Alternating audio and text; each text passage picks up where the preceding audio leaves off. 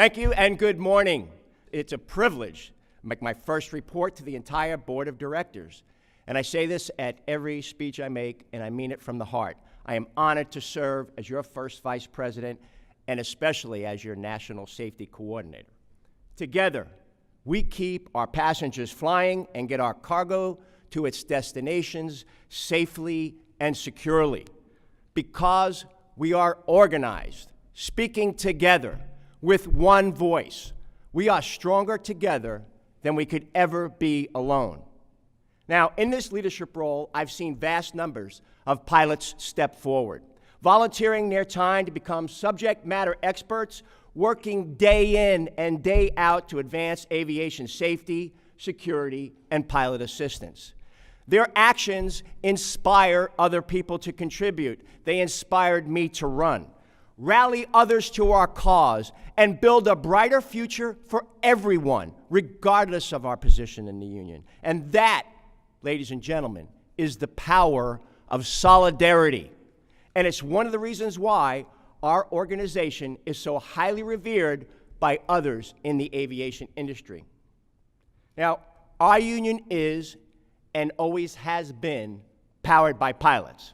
And the Air Safety Organization is a perfect illustration of this theme.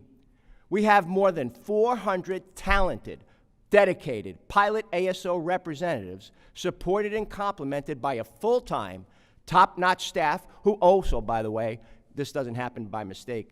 All this is due to them. They've done an absolutely incredible job getting ready for this, who personify ALPA's credibility, respect, and prestige.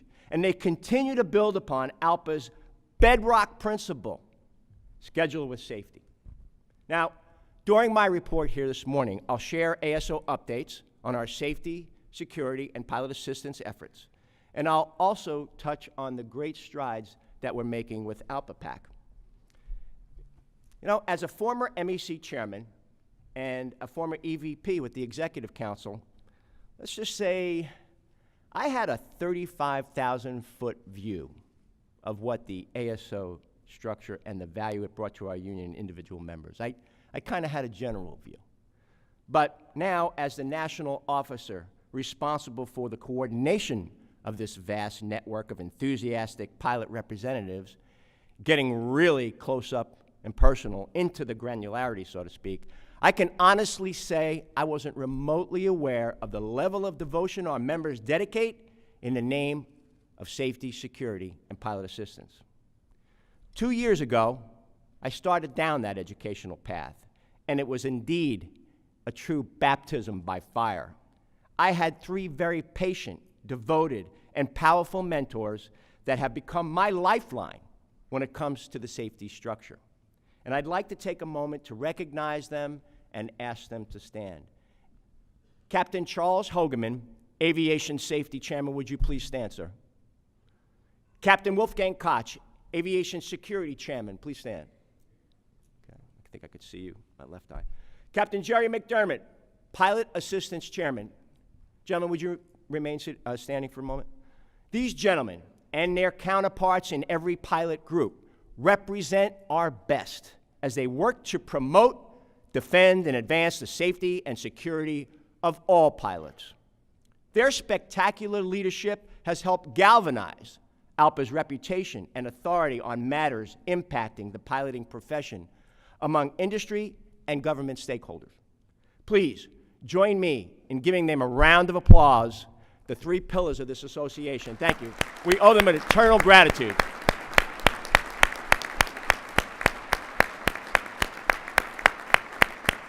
Thank you, gentlemen. Be seated, please. Thank you. Simon says, thank you. All right, thank you.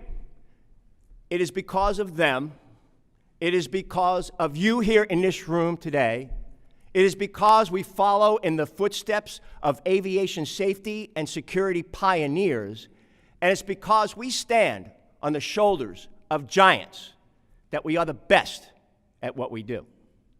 Ladies and gentlemen, please turn your attention to the screens.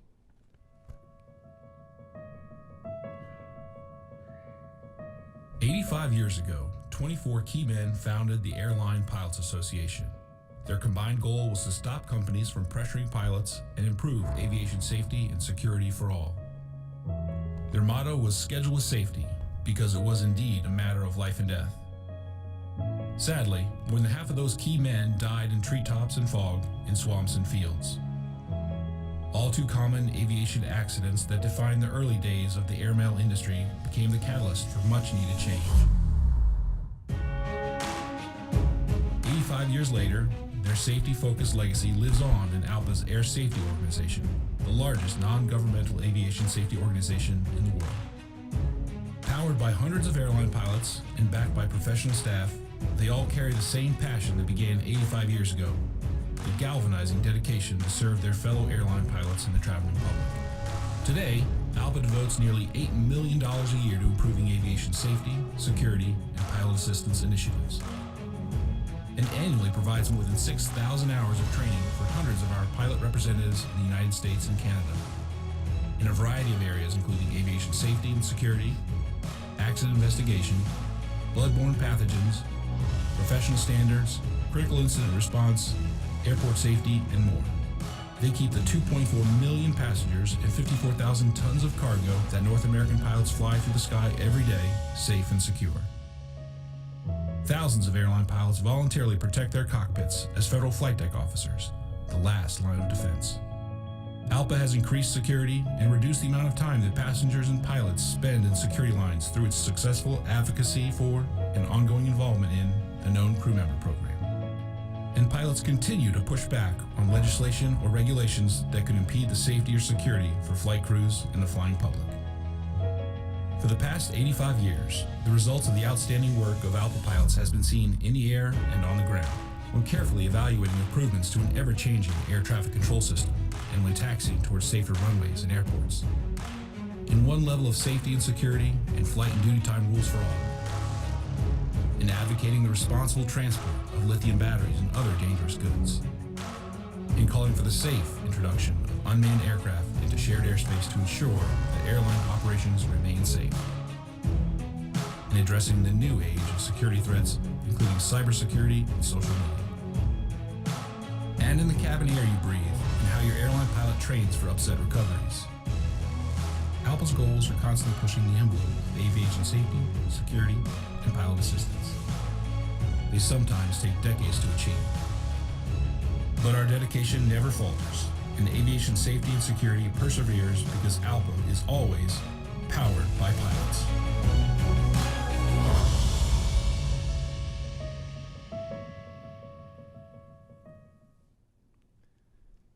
Okay.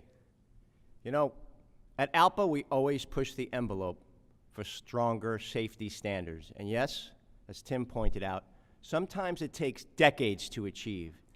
But I look around the room here today, and I see living evidence of just how our work has continued seamlessly through the decades to raise the bar on safety, security in our evolving industry. A decades-old mission that is, once again, powered by pilots. For instance, today, we see challenges our union founders could have never imagined, and I'm sure you know what that is. Sharing our airspace with unmanned aircraft. The rapid rise in the availability and popularity of UAS is indeed an illustration of just how far we've come with technology, but it also demonstrates the need to remain safety-focused in all areas. Each month, pilots and air traffic controllers report more than 100 sightings to the FAA. And while both the Canadian and American governments have programs to raise awareness with both UAS and manned aircraft pilots, those reports have surged since 2014, with more than 1,200 incidents nationwide last year. The safe integration of UAS into the national airspace is a primary focus for us, as Captain Knoll just mentioned. But our ASO representatives, who I have the distinct honor to lead, successfully defended ALPA pilots' interests on a number of UAS rulemaking committees. Our participation has led to the development of regulations that govern commercial use of small, that's less than 55-pound UAS aircraft, And the large UAS rulemaking committee, operations of UAS weighing more than 55 pounds, has just completed its work as well. Our UAS team, led by one of my brothers, First Officer Jim Paula from FedEx, and First Officer Chris Lucius of United Airlines, did an outstanding job advocating for the safe integration of UAS into the national airspace. We've also led the charge to bring the United States into full harmonization with new ICAO technical instructions to improve the level of safety in the transport of lithium batteries, which went into effect April 1st of this year. These ICAO guidelines include a temporary ban on the shipment of lithium-ion batteries until adequate packaging standards are in place for passenger aircraft, and a ban on shipping lithium batteries with more than 30% charge for our cargo planes, including requiring shipments of accepted batteries shipped individually. This closed the section known as the Section 2 overpack loophole, which previously allowed shippers to pack individual packages into a consolidated large shipment without being fully declared as dangerous goods. But as Captain Knoll pointed out, there's still more work to be done in this area, and our ASO representatives will continue their hard work in addressing these threats for our members. Now, over the next 3 decades, industry analysts predict unprecedented growth in our industry. With NextGen implementation continuing to move forward, we maintain our support for its planning and execution and actively participate in discussions at all levels. In both the United States and Canada, ALPA representatives participate in numerous working groups, including the NextGen Advisory Committee and its subcommittees, and several RTCA groups. The FAA has recently announced some progress in this area, such as a green light for modernizing the Southern California airspace, including 99 new satellite-based procedures, and the installation of datacom capabilities at the nation's busiest airports is expected to be completed at more than 50 ATC towers by the end of this year. We continue to work with our colleagues at NAV Canada and Transport Canada to improve airport infrastructure, and we're working to bring precision approach and departure capabilities to our far northern airports as well. And speaking of collaboration, we continue to take part in the safety-focused data-sharing policy discussions to ensure the ongoing viability of our ASAP and FOCA programs. All airlines and all pilots should provide confidential safety reports and participate fully in ASAP and FOCA.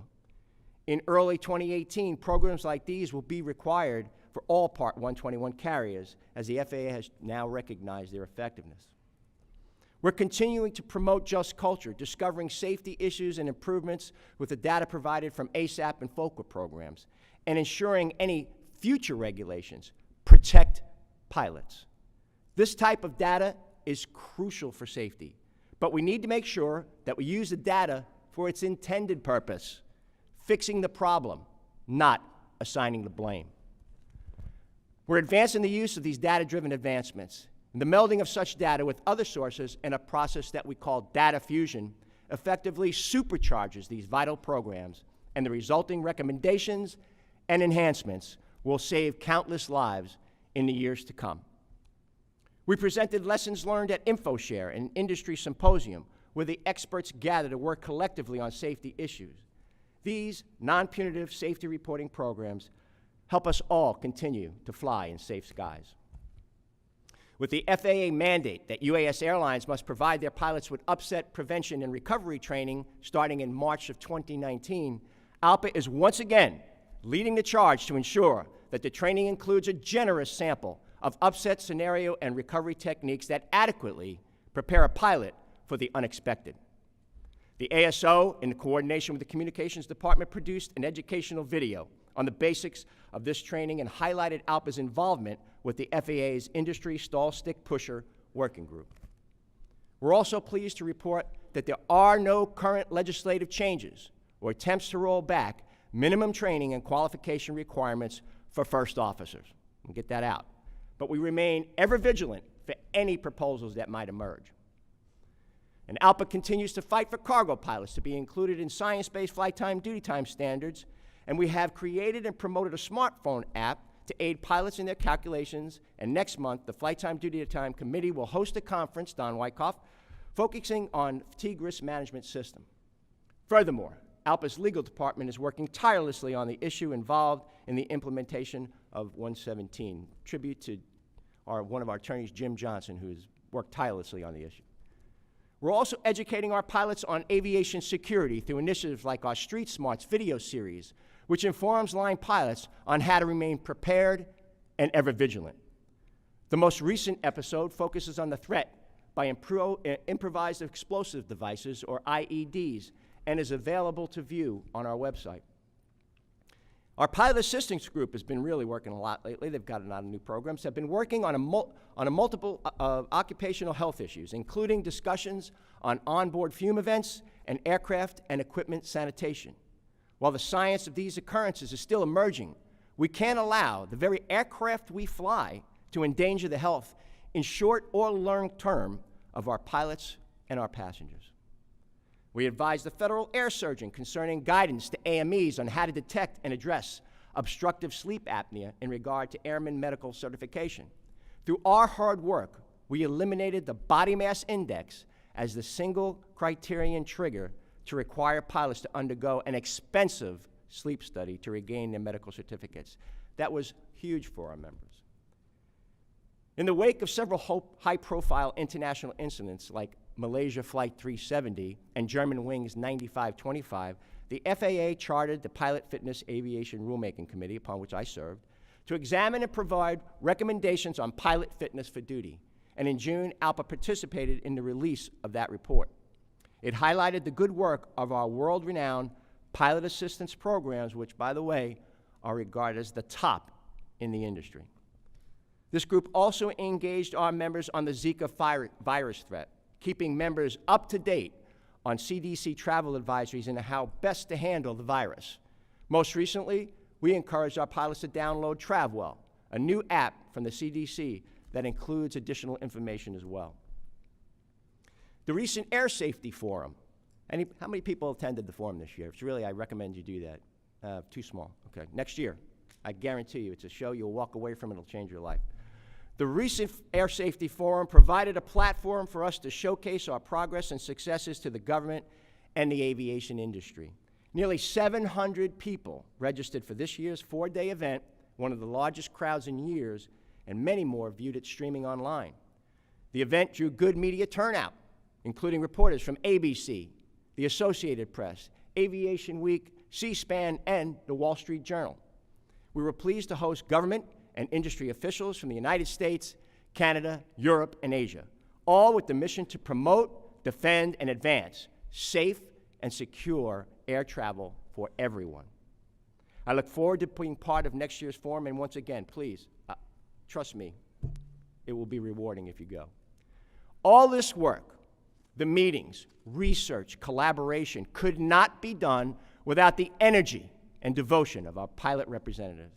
It is due to their inspiration, perspiration, and dedication to safety and the profession that ALPA continues to be the well-respected safety and security authority that it is. And not only among our industry partners, but to the decision makers on both Parliament and Capitol Hill as well. Our influence is not only heard by pilots, but also those walking the halls of Congress. And such is the power of our Political Action Committee, which continues to grow in strength and lend its support to U.S. House and Senate incumbent candidates who understand the issues facing professional airline pilots and the aviation industry. Now, for 2016, we've set a goal for $2 million and over 24% membership participation. And I believe we'll reach that goal. I'm the Secretary-Treasurer of the PAC. I can tell you we're going to meet that goal. To this date, though, there have been 10,765 ALPA members who have backed the PAC. That means 23.7% of ALPA members have already made a commitment to ALPA PAC. And I'd like to recognize, once again, the pilots at Mesa for their emphasis on PAC participation with a record, this is really good, with over 61% of their pilots backing the PAC this year. And more than 35% of the United Pilot Group has also made contributions, with Delta, FedEx, and Hawaiian also claiming scores of pilot contributors. I also want to pay particular attention and recognition to the pilots at Hawaiian for making the PAC a priority. Even while they were in mediated negotiations, I'd like to thank United and Hawaiian for this last night and for the way I feel this morning. Thank you. Thank you, Todd. Thank you, Todd. I think I left there about 2 o'clock. All right, they did this while in mediated negotiations, folks. If they could do it, we could all do it. I'm talking the price of a cup of coffee. Whenever I bump a pilot to go fly and get current, I typically say, I just gave you a dues refund to stay home, and please make a contribution to the PAC. And I encourage you to please keep the pressure up. It really makes a difference. In my almost 2 years here in D.C., I got to tell you, it definitely opens doors. So, but Hawaiian, they jumped from 15% participation last year to 22% in 2016. That's remarkable. So please, continue encouraging your pilots to contribute to the PAC, even if it's just $1 a paycheck. Like I said, their participation truly matters. Now, this election cycle, ALPA PAC has made just over $3.4 million in pilot partisan political contributions, split percentage-wise 48 to 52 between Republicans and Democrats. As a political voice for professional pilots, ALPA PAC works both sides of the aisle when advocating and educating on our issues. And let me repeat that. I got to keep repeating this. Our PAC gives to Republicans and Democrats, not to independents. No, do we do that too? But Republicans and Democrats, we're not a one-party PAC, ladies and gentlemen. We are a pilot partisan and bipartisan PAC. It's probably the most widespread rumor I hear all the time. So if you hear a fellow pilot say, oh, they only give to Democrats, or oh, they only give to Republicans, please take the time to set the record straight, or call me and I'll set the record straight. And oh, by the way, there is no they, there is only we, all right? So you can tell I'm very passionate about this. Folks, it makes a huge difference, so please think about that a little bit. Maybe we could do something here at this meeting as well. So to sum up, we've made immense progress in improving what is already the safest and most secure form of transportation in the history of the world, bar none. But the work of the ASO will always continue, and the work that you do will never stop. As we cultivate the next generation of airline pilots, remember this: we're also shaping our next union leaders and our future safety representatives. And me personally, looking back at the long history of the association, I find great comfort in knowing the baton will continue to pass because we are truly powered by pilots. Thank you. Please continue to fly safely. Thank you.